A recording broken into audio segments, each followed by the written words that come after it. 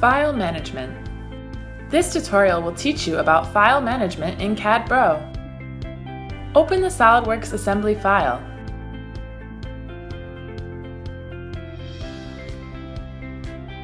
It includes several components. Click the Assembly Manager icon to show the full assembly tree. Click the switch icon. CADbro will show the part object list. We can click any one to open it.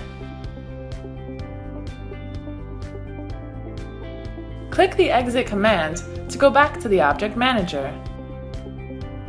Change the filter. We can find the assembly and parts quickly.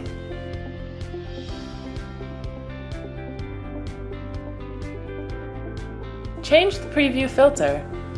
We can see the graphic preview or change it to Attribute with this filter. We can see the whole part attribute and inputted information.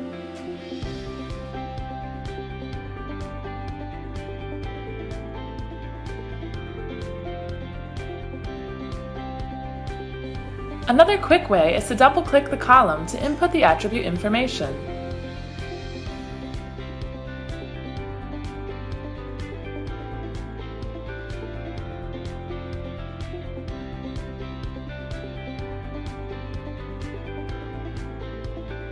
Now we can export this BOM to an Excel file.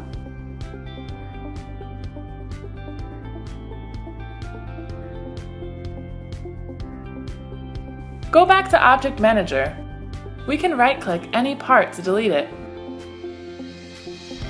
Or we can directly export each part to another file format, such as Parasolid file.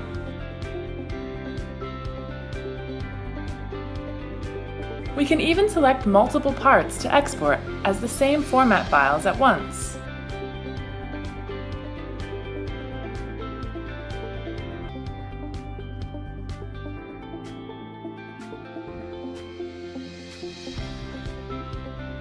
Using the Separate function, we can separate specified parts into individual files.